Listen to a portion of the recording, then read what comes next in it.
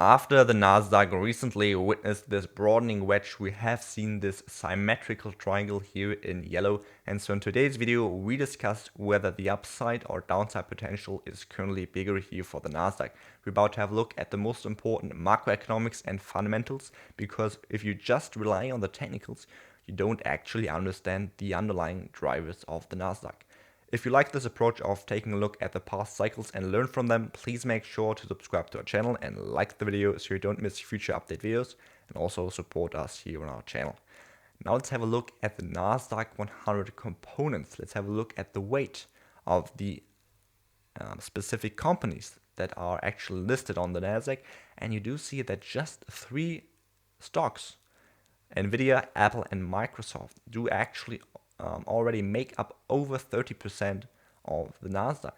And that is really important, because whether this is about to have a breakout to the upside or downside is therefore a question that should be answered also by primarily having a look at those 3 companies. And so from the fundamentals and macroeconomics, we do see that those do obviously have shown underlying weaknesses. If you now have a look at the Apple stock, you do see we have seen this top here in December, and from that point on we have seen this sell-off here. It is not only of structural nature, but we have seen this overall decline also in other tech stocks, like we have seen it here at the Microsoft stock. We have seen the beginning of a new bearish trend forming out lower lows and lower highs. At the same time, we have seen a phase of consolidation here at Nvidia, which obviously shows you some stocks are able to actually hold this price range that we are currently seeing. But we are seeing first signs of underlying weaknesses in the US stock market. And that is also why we are currently seeing this compression here, why we are seeing this momentum slowing down.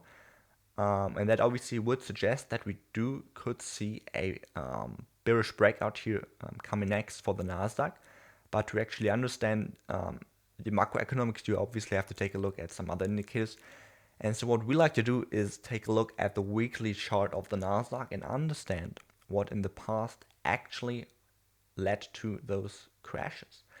And if you just have a look at the past few cycles, beautifully illustrated by the PMI, the Purchasing Managers Index, which is just basically a survey that shows you the economic activity in the USA, you do see that we're moving in those cycles, right?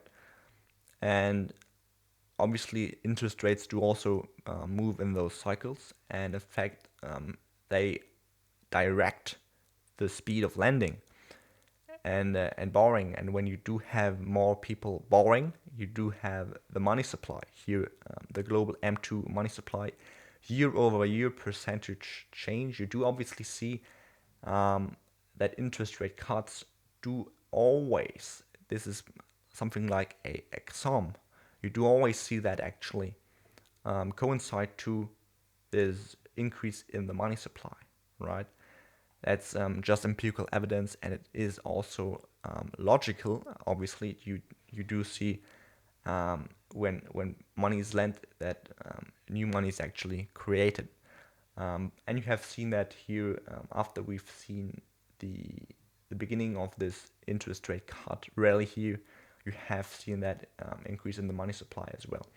Now, what is quite interesting is to see also this correlation to what we've seen here in COVID.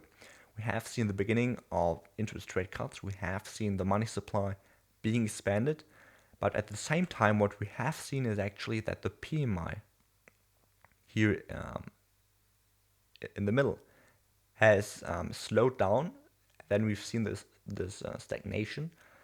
And that actually also coincided to this COVID crash. And so obviously that makes a lot of sense due to the fact that there are always interest rate cuts for a reason. You do always have them being existent for a reason, and they most of the time are actually conducted because we are seeing this slowdown here in the PMI, which is obviously caused by interest rate hikes. And that's exactly why we are seeing this cycle. When you cut the money supply. You do have as a policy to actually prevent those economic problems, a money supply expansion again, which is most of the times done by interest rates, but you can also have a look at the Fed balance sheet to actually understand what we've seen here after COVID. We have seen this massive Fed balance sheet expansion, which is obviously due to the QE policies that we've seen. And in fact, we are currently seeing similar playouts. We have talked about that endlessly because it's obviously the most important economic indicator. The stock market is closely linked to the PMI, and the PMI is also closely linked to liquidity. And so you do have this logical chain where you obviously have to take a look at global liquidity, at the interest rates. Therefore, have a look at the PMI, which is actually closely linked to the money supply, and then you can have a look at the stock market. And you do currently see that we are seeing interest rate cuts. We are seeing this transition from quantitative tightening to quantitative easing. And so you do have those two forces that actually have expanded the money supply already, and which are actually, in our eyes, across obviously about to continue here. And we might just see this this money supply expansion being basically paused by a period where we do see a crash in the stock market. That's exactly what we've seen here in 2020.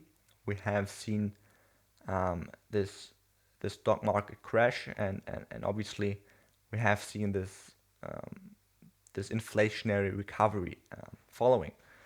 And we do believe that we're about to see a deeper macro crash in 2026 due to the fact that this is always a cyclical event that is happening, and we are seeing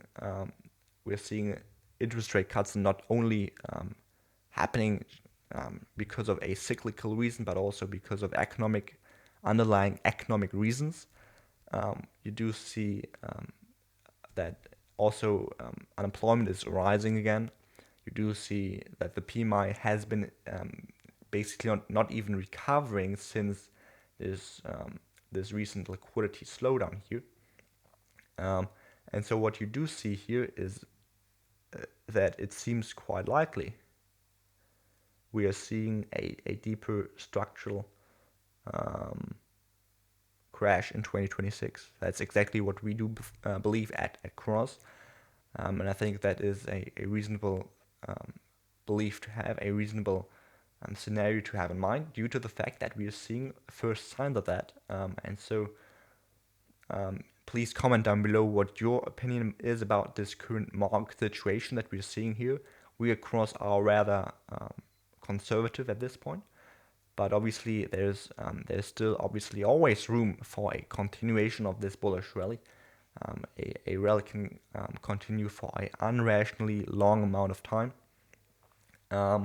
Yeah, that's our final statement at this point. I hope you enjoyed the video. I hope you'll learn something new. Please support us if you did by just subscribing and giving this video a thumbs up. Thanks for your support. See you the next time. Bye bye.